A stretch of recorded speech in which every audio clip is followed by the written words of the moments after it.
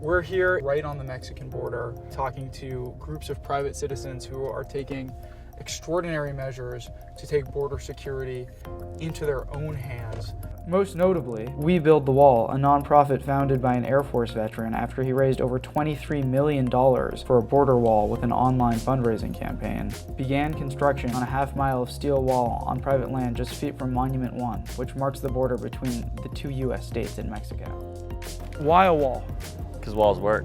First and foremost, it's about securing our borders and protecting our communities. That's why this GoFundMe was started, was the American people who were pissed off. Tell me about your trips to Washington to discuss immigration policy, this wall project. They weren't for this. They said it's not the thing to do. It's not, it circumvents the government. But, I realized that we wanted to build the wall, and that's what was going to happen. We wanted to show the American people could do something, and we didn't want to wait on Washington. One of the interesting things about this is that we have constructed this section of fence on really challenging terrain.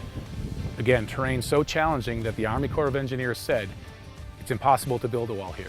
Chris Kobach brokered a deal with landowners to construct the first physical realization of their vision of protecting the border themselves. Are you truly expecting, hoping to replicate this along hundreds of miles of private property, or is there some other goal here to this project besides actually covering large segments? So we're going to cover as much of the border as we can. As long as the public keeps contributing to this project, we'll keep on building. The group appears to work hand in glove with government officials. Many Border Patrol officials have already come here, and it's astonishing to see their reactions. There's been a lot of smiles. They are really excited about it.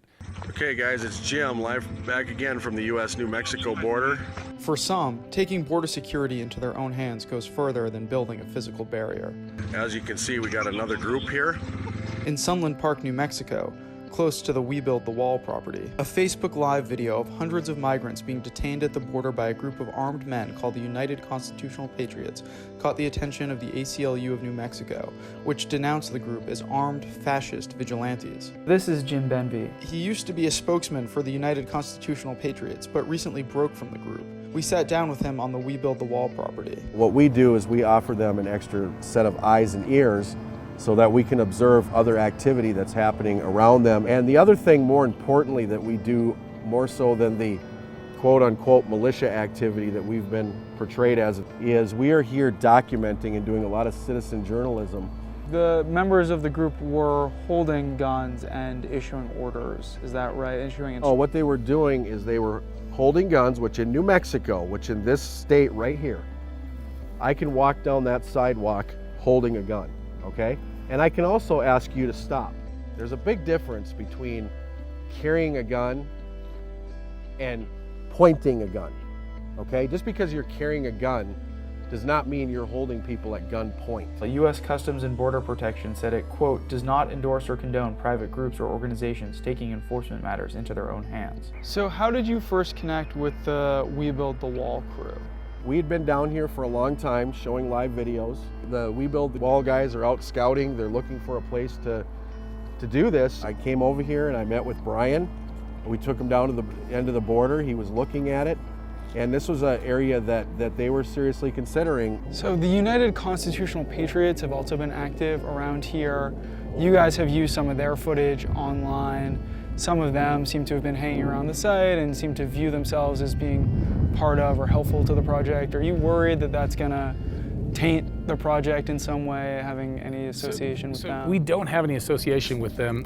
Basically, we're putting them out of business. You don't need, there's nothing for them to do once we've secured this area. So, hopefully they'll find some other place to go. When was the last time you had a chance to speak with President Trump about the project? I spoke with President Trump about this project approximately 3 weeks ago. What was that conversation like? Told him all about the specifics of it. He's a builder, right? So he actually likes to get into the details and wanted to know how high the bollards were. He wanted to know my opinion on the anti-climbing plates that are at the top. Do you view this, or does he view this at all, your work on this project, as any sort of tryout for an immigration czar position with the administration? I don't see it that way, and he's never said anything to me that suggests that. You would be willing to step away from this project to take a a position, an immigration position in the administration?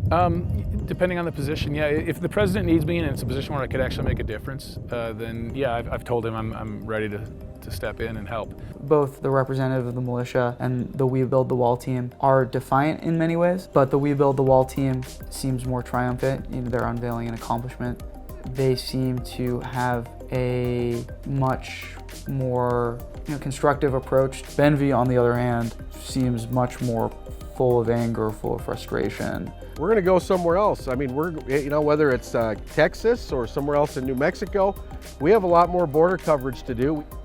History is going to determine whether we were in the right or wrong.